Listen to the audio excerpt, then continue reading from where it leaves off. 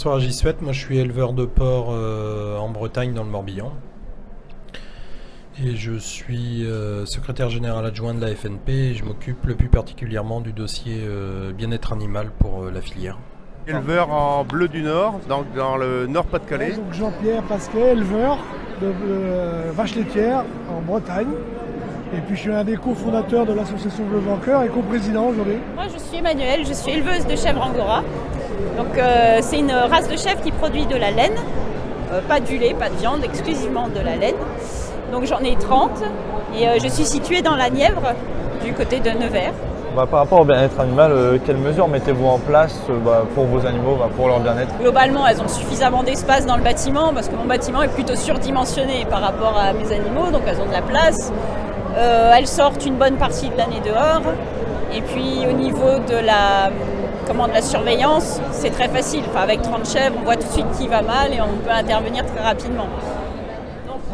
Alors le bien-être animal, la première mesure, c'est de bien nourrir la vache. D'accord. Parce que quand elle est bien nourrie, elle va être en bonne santé. Ouais. Donc il faut lui mettre dans sa ration des bonnes choses qui vont permettre qu'elle soit en bonne santé.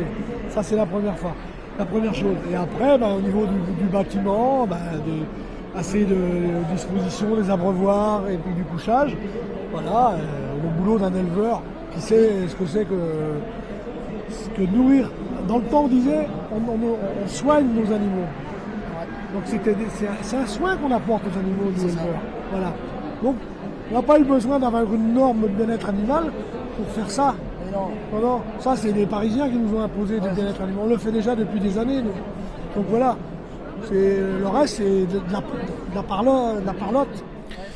Donc au quotidien, on s'occupe en permanence de nos animaux, c'est-à-dire on fait en sorte qu'ils ne souffrent pas de la soif, ni du froid, ni qu'ils ont faim, qu'ils ne sont pas malades, qu'ils sont en bonne santé.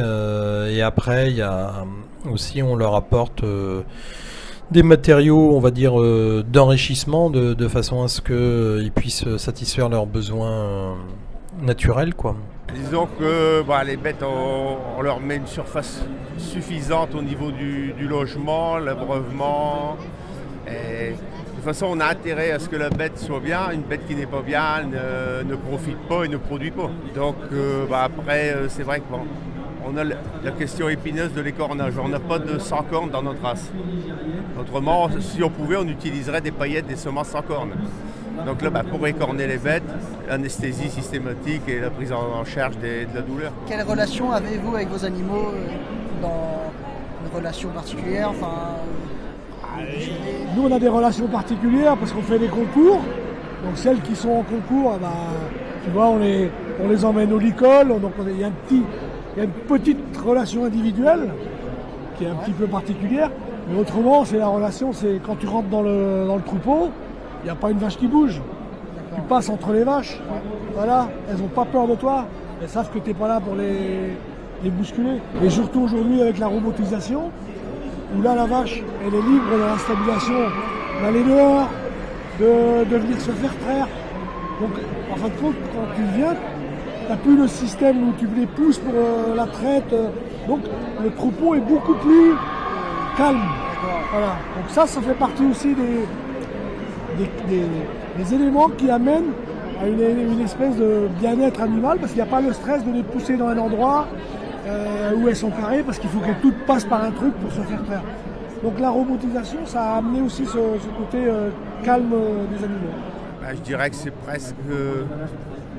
il y a une partie, je dirais, d'affection parce qu'on est dedans tous les jours, on les soigne pour qu'elles soient bien, on les surveille, on fait tout ce qu'on peut pour que les bêtes soient bien et produisent bien.